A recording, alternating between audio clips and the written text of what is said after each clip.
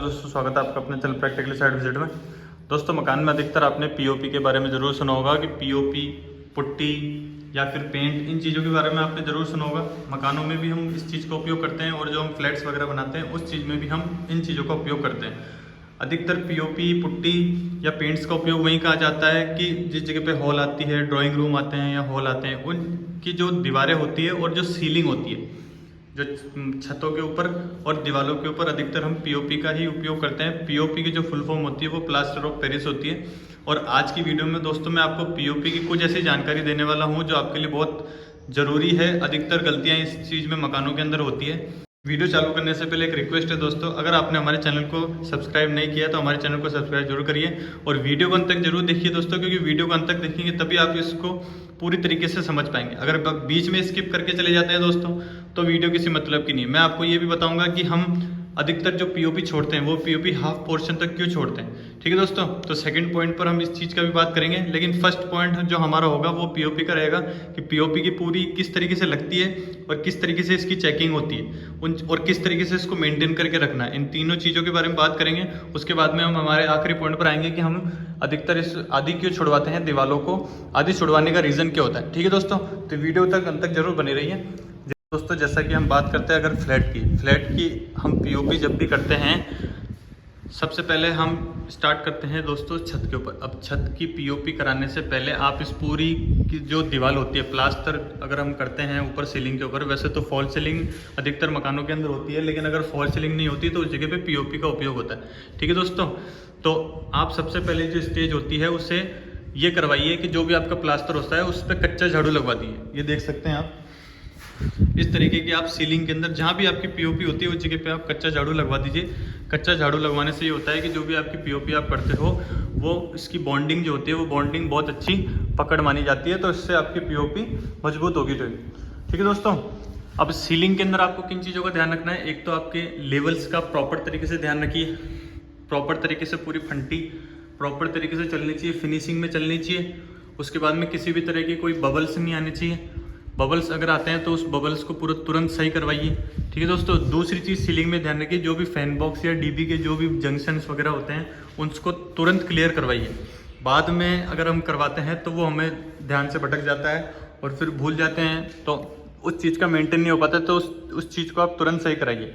ठीक है दोस्तों, तो छत के अंदर अगर आप पीओपी करवाते हो तो छत के अंदर विशेष रूप से ध्यान रखिए, जो भी बीम आती है बीम के ऊपर भी पीओपी का ही उपयोग किया जाता है, तो उसके आप पट्टे बनवा लीजिए। अगर 1 फीट का उधर से आ रहा है तो 1 फीट का इधर से आना चाहिए। तो ये प्रॉपर तरीके से इसकी पीओपी होनी चाहिए। पीओपी पे किसी भी तरह की कोई पानी नहीं जाने दे, पानी का विशेष रूप से ध्यान रखिए। पानी से इसकी पीओपी जो होती है वो और ज़्यादा खराब होगी, तो पानी का बिल्कुल विशेष रूप से ध्यान रखिए दोस्तों, क्योंकि पानी में ये होता है कि इसमें नमी होती है पीओपी के अंदर, जो पानी थोड़ा सा चढ़ते ही उसकी नमी फूलने लग जाती है और वो पीओपी भी फूलने लग जाती है, जो आपकी फिर आगे जाके पपड़ी का रूप ले लेती है। ठीक है दोस्तों, सीलिंग के बाद में आते हैं हम दीवारों के ऊपर। अब जब भी आप दीवार में अगर पीओपी करवाते हो तो पीओपी का जो भी मार्जिन होता है, पीओपी का मार्जिन जो भी होने के बाद में, एक तो जो भी मैंने आपको बताया कि प्लास्टर में कच्चा झाड़ू लगवा लीजिए। पहली बात आपको ये करवानी है, पीओपी हमेशा फंटी में होनी चाहिए। बिगर अगर फंटी नहीं है तो उस मिस्त्री को तुरंत नीचे उतार दीजिए, उसे काम मत करवाइए। बिगर फंटी के पीओपी नहीं होनी चाहिए, पहली बात ये है। दूसरी चीज़, जिस तरीके से हम प्लास्टर में उपयोग करते हैं हमेशा सावल में होनी चाहिए। तीसरी चीज़, जो भी गुणियाँ होता है प्रॉपर तरीके से उसके गुणियाँ बनवाइए। गुणियाँ बनवाने से ये टाइल से बनवाइए, चाहे उसके पास में औजार होते हैं उस औजार से पीओपी का रूप करवाइए। प्रॉपर गुणिये में होगा तो आगे जाके आपके मकान की लुकिंग भी बहुत अच्छी दिखेगी दोस्तों।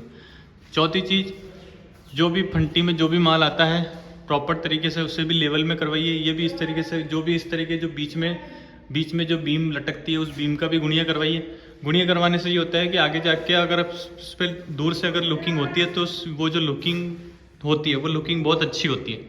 तो इसी के लिए हम गुणिये को अधिकतर रूप देते हैं। जो भी आपकी दीवार कटती है, इस तरह की कोई एल दीवार कटती है तो उसका भी गुणिया प्रॉपर तरीके से बनवाइए। दोस्तों पीओपी का इस चीज़ का और ध्यान रखिए कि जो भी आप स्क्वायर फीट करवाते हैं उसका नाप लिखिए। एक कट्टे के अंदर कितने स्क्वायर फीट खींचता है। एक कट्टे में 1800 से 2000 स्क्वायर फीट कम से कम खींचना चाहिए। अगर आप विथ मटेरियल काम लेते हो तो कोई बात नहीं, फिर तो माल मटेरियल ठेकेदार का होता है, फिर कोई प्रॉब्लम नहीं है। बट अगर आपका खुद का माल मटेरियल होता है तो एक कट्टे के अंदर 1800 से 2000 स्क्वायर फीट आपका पीओपी कम से कम खींचना चाहिए। तो उस चीज़ का भी आप विशेष रूप से ध्यान रखिए।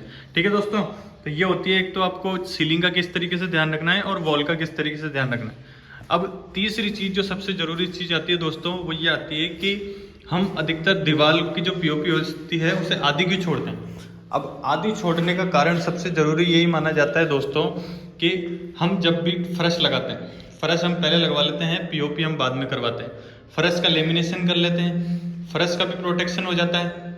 और उसके बाद में अब फर्श का तो प्रोटेक्शन हो जाता है, लेकिन हमें दीवार को अगर प्रोटेक्शन देना है तो उसके लिए हम सबसे पहले यही करते हैं कि उसे आधा पोर्शन हम पीओपी का छुड़वा देते हैं। छुड़वाने का ये होता है कि जिस भी तरीके से जो भी पॉइंट्स वगैरह आते हैं, कोई भी रिपेयर शिपेयर अगर उसके अंदर आती है, कोई भी चौकट की तरफ रिपेयर आती है या बॉक्स की तरफ रिपेयर आती है, तो उस रिपेयरिंग का जो कचरा होता है वो नीचे की तरफ जाता है। ठीक है दोस्तों, तो ये होती है टाइल का प्रोटेक्शन। दूसरी चीज़ ये होती है कि इसमें अगर आप पीओपी कर लेते हो तो पीओपी करने के बाद में जो भी तरह का मेंटेनेंस होता है, ये देख सकते हैं इस तरह का जो भी मेंटेनेंस होता है वो पीओपी होने के बाद में नहीं हो पाता।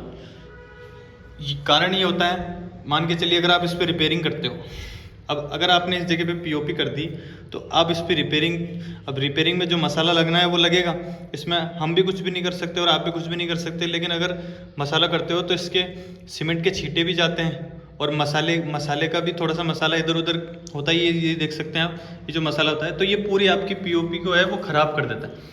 इसका सबसे बेसिक जो कारण होता है वो यही होता है कि हम अधिकतर इस चीज़ को नीचे करवाते हैं।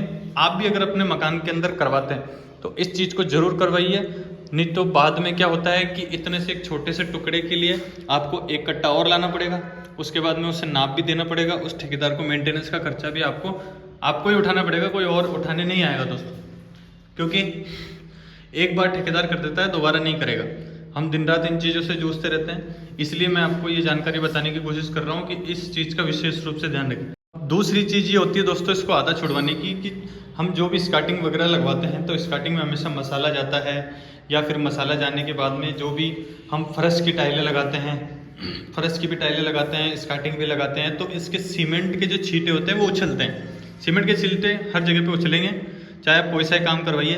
तो कम से कम 2 से 3 फीट तक हम इसलिए पीओपी को अधिकतर छुड़वाते हैं कि नीचे का जो भी काम पूरा कंप्लीट होने के बाद में फिर वॉल की जो पीओपी होती है उसे नीचे ला सकते हैं।